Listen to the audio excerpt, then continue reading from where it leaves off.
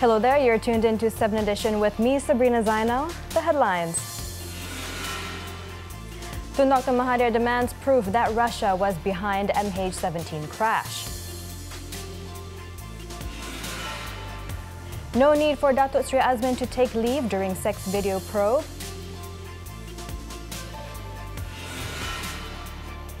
And MPs pick final two in battle to become UK Prime Minister.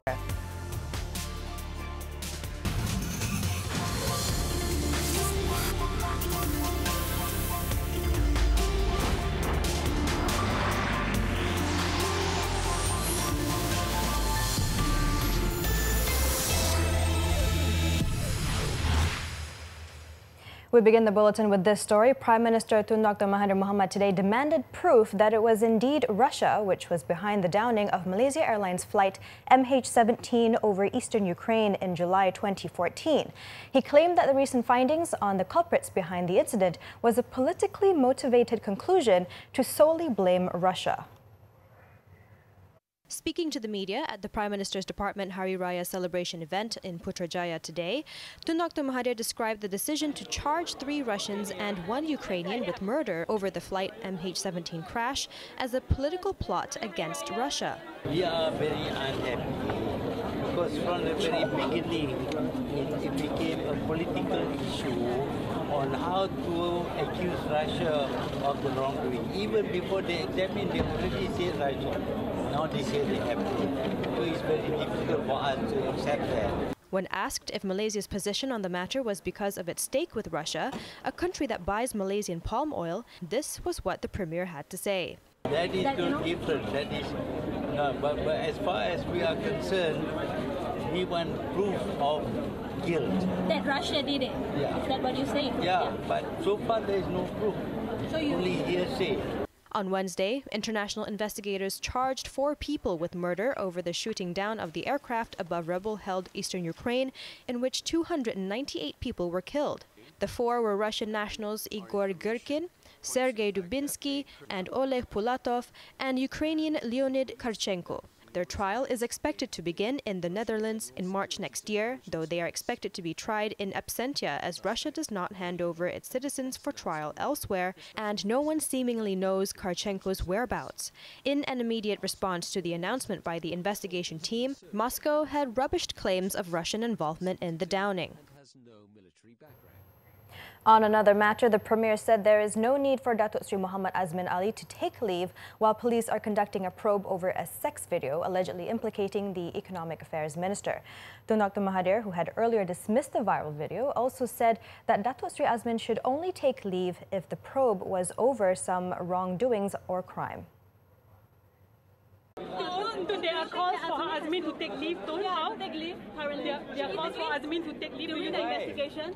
For the investigation to continue. They can continue. He is not going to be any obstruction to investigation. So there is no need. Pakatan selalu minta ahli BN untuk take leave of absence bila ada investigation. So sekarang ni bila somebody in the government is now terpalit dengan skandal macam ni. Investigation on wrongdoings or crime, they can take leave. But this is a political thing.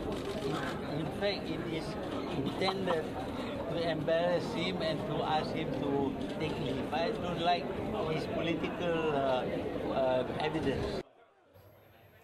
Datuk Sri Azmin, who gave his statement to the police on Monday, has categorically denied the allegation, which he described as a plot to tarnish his reputation and destroy his political career.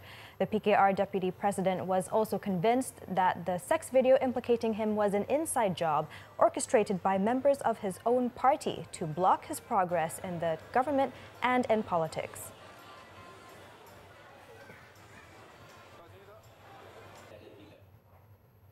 Now, Haziq Abdullah Abdul Aziz, who admitted to being one of the 2 men in the viral sex video allegedly implicating Datuk Sri Azmin, has been sacked as the Principal Private Secretary to the Deputy Primary Industries Minister. The ministry said it viewed the sordid admission by Haziq over viral sex videos implicating a minister seriously, and it will not tolerate any scandalous behavior amongst any of its staff members. In a statement today, the ministry said it proceeded to terminate Haziq's contract of service effective June 18, 2019. It said it viewed the matter as a very serious violation of its values, ethics, and the Code of Conduct Public Officers Regulations. The ministry had previously issued a show cause letter to Haziq, who was suspended as the private secretary to Datuk Sri Syamsul Iskandar Muhammad Akin, following the controversy to which the Santubong PKR youth chief had responded to.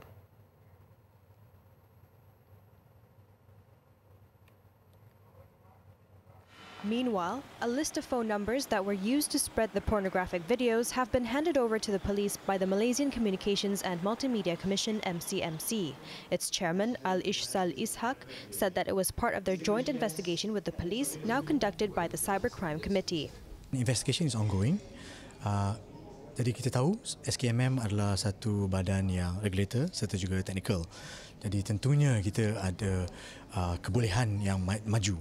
We are good in what we do with PDRM, dan we will continue to support PDRM in this endeavour. He said the MCMC was ready to cooperate with relevant agencies to give technical assistance in the investigation based on the request from the police. The assistance covers various aspects, including telecommunication, as the video was spread through the telecommunication network. In other news, police in Pahang have detained 6 youths over a gang fight allegedly over a girl which took place in Kuantan yesterday. District Police Chief ACP Muhammad Nur Yusuf Ali said the 6 suspects, aged between 19 and 20, were detained at the compound of the police headquarters after being called to give their statement on the case. In the 1 a.m. incident, which involved 12 individuals from Pekan and Kangar Perlis, a 20-year-old student claimed that he was contacted by an unknown man at 8 p.m. the day before, who introduced himself as his ex-fiance's uncle and wanted to meet him. He then claimed that he and 2 friends were at the parking area of a fast food outlet when they were approached by a group of men in 3 cars. One of the men then allegedly punched the student's face and kicked him, before the others joined in to attack the victim. The victim later lodged a police report about an hour after the brawl, which was eventually stopped by members of the public. The case is being investigated under the Penal Code for rioting, which provides for a maximum jail sentence of 2 years or a fine or both upon conviction. Meanwhile, a 13-year-old boy was rescued by the National Anti-Drug Agency, AADK, after his drug addict father escaped during a raid. The teenager was found in a house used as a drug den in a residential area in Banting, Selangor. One of his teenage friends, however, was arrested after attempting to escape. 5 suspected drug addicts were also rounded up and will be charged under the Drug Dependence Treatment and Rehabilitation Act. The 7-hour operation, codenamed Ops Cegah, started at 11 p.m. yesterday and involved a team of AADK officers from Kuala Langat, headed by Muhammad Firdaus Abu Talib.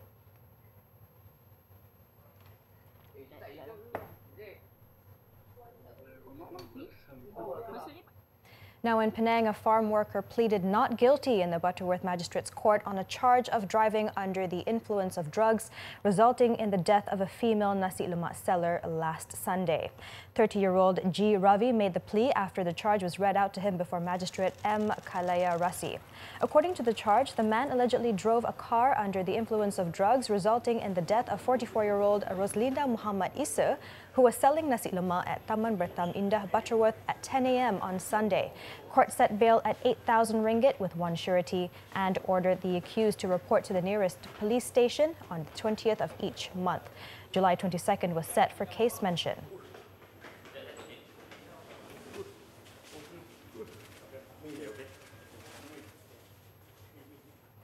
Elsewhere in Johor, 13 students and 2 staff from Sekolah Agama Taman Mawar in Pasir Gudang suffered from breathing difficulties and vomiting, believed to be due to toxic air pollution today. District Fire and Rescue Station Chief Ibrahim Omar said that they received a distress call at 3:39 p.m. and when rescuers arrived at the scene, they found the students suffering from such symptoms. 5 of them have been sent to Sultan Ismail Hospital for further medical treatment. The incident came after the toxic pollution of Sungai Kim Kim resulted in over 4,000 people falling ill and led to the closure of 111 schools in the district in March. Meanwhile, State Health Department Director Dr. Selahuddin Abdul Aziz confirmed the incident and said the department is investigating the cause of the illness. The department also will issue a statement on the matter once the cause of the incident has been determined.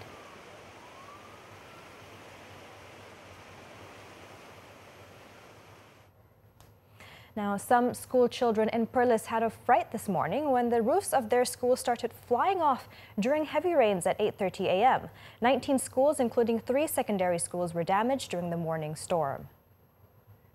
Ya, pembelajaran akan diteruskan sebab yang bila terlibat tu tak ramai, jadi kita boleh cari tempat gantilah untuk kelas kan. Jadi tak terjejaslah bahan dan pembelajaran tu. Alhamdulillah tak ada.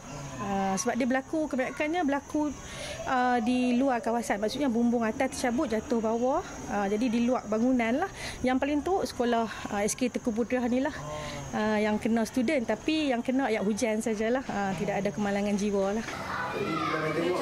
Meanwhile, the headmaster of Sekolah Kebangsaan Tengku Budria, Azhar Darus, said 2 buildings in the school were flooded due to the storm, causing 18 students from the school to be soaked when the roof flew off.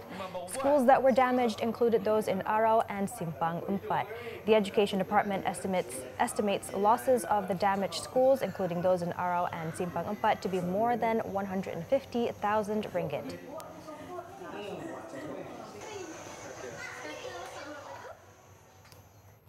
In the meantime, the remains of 15 Orang Asli residents that previously died due to a measles outbreak will be buried together in one grave at the Kuala Koh Gua Musang Cemetery. Kelantan Religious and Malay Customs Council, MAIC, confirmed they were Muslims and preparations for their burial are being made after the final stages of autopsies are being done. MAIC Chief Murtada Abdullah said the families of the victims have agreed that all of the deceased would be buried together. The burial process of the victims, including a 1-year-old baby, would be handled by an imam and several staff from the Gua Musang Mosque. The council would also bear the cost for the burial. MAIC will also organize a Hari Raya open house for the Batik tribe in Aring Lima, Gua Musang on June 26th and hand over donations to the family members of the victims.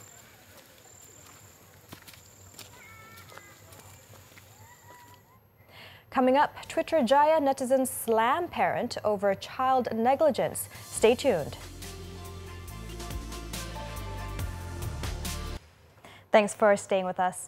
Now, in a bid to reward stakeholders who have contributed immensely in reducing pollution in the Klang River, the Drainage and Irrigation Department DID is introducing the River of Life Public Outreach Program Phase 5, or the Roll Pop 5 Award. This is dedicated to those who have shown their commitment and dedication in enhancing, protecting and contributing to the River of Life initiative. Our reporter, Wan Izu Islam, has the details. The award aims to highlight the various ways used by the stakeholders to preserve and monitor the cleanliness of the Klang River, as well as encouraging the public to be responsible and protect the waterway. With the slogan, Celebrating Local Champions, the award is also to recognize those who have helped improve water quality and reduce pollution in the River of Life area. Tujuan anugerah ini diadakan adalah untuk mempromosikan ataupun memberi ruang kepada komuniti yang terlibat di panjang sungai supaya dia sama-sama untuk menjaga sungai dan terlibat dalam beberapa program supaya sungai yang kita ada sekarang ni dapat kita wariskan kepada generasi dalam keadaan yang baik, airnya bersih. The award is open to 5 different target groups that have helped transform the mindset of Malaysians that rivers are not dumping areas but assets to the public and environment. So the River of Life awards that we're doing is really trying to recognize those groups from 5 different categories who are taking action. So from the industry and corporate, from the restaurant and the food stalls, from the community, the public, and from the media, social media, and from the print media and TV, all those who have taken action to promote or to improve the river.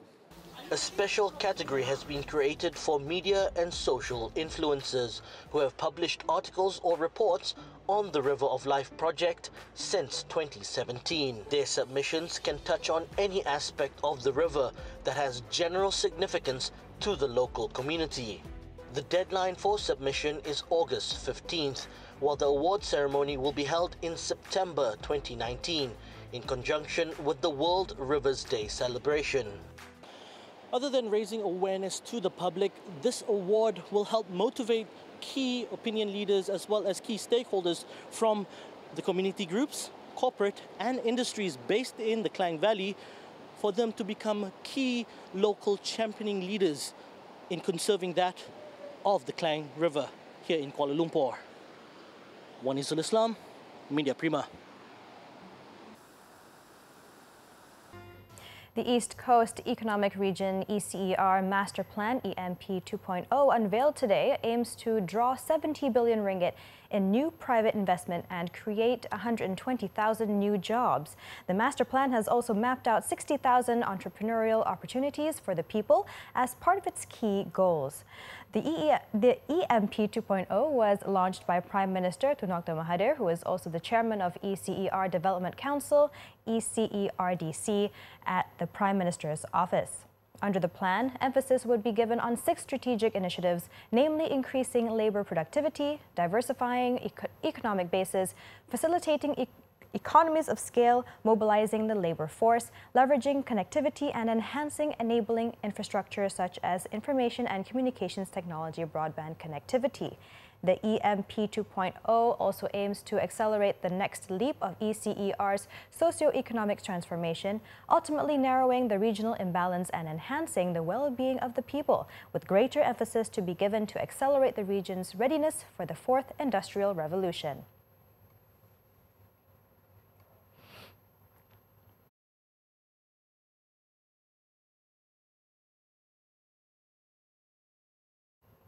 Now let's hop on to our daily segment, Clickbait, where we take a look at what's trending and making rounds in the cyber world today.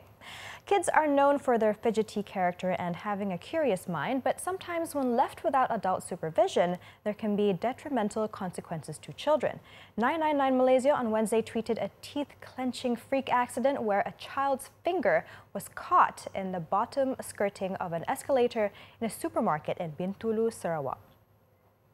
In the viral tweet, 999 Malaysia took the opportunity to advise parents to always pay close attention to their kids. The cringy pictures show the boy flanked by his mom while a man attempts to pull the child's trapped finger out. Horrified netizens were left baffled by the incident, wondering how the child got his finger stuck there in the first place. One Twitter user suggested that couples take up child caretaking classes before venturing into parenthood, while another netizen sent well wishes to the unlucky little boy. The condition of the poor kid's finger is still unknown. We are back with world news. Regime attacks killed 17 civilians and 11 combatants in Syria's militant-run northwest on Wednesday. 12 civilians were killed in regime airstrikes on a village in the Jabal al-Zawiya region in Idlib province. 4 others were killed in air raids on nearby towns and villages in southern Idlib, while 1 civilian died in airstrikes on the edges of Idlib's eponymous provincial capital. In the north nearby Hama province, regime rocket fire killed 11 militants. The latest violence comes after UN Chief Antonio Guterres called Tuesday on Russia and Turkey to stabilize the situation in the Idlib region. Parts of Aleppo, Hama and Idlib are supposed to be protected from a massive regime offensive by a buffer zone deal that Russia and Turkey signed in September. However, it was never fully implemented as militants refused to withdraw from a planned demilitarized zone. Syria's war has killed more than 370,000 people and displaced millions since it started in 2011 with the repression of anti-government protests.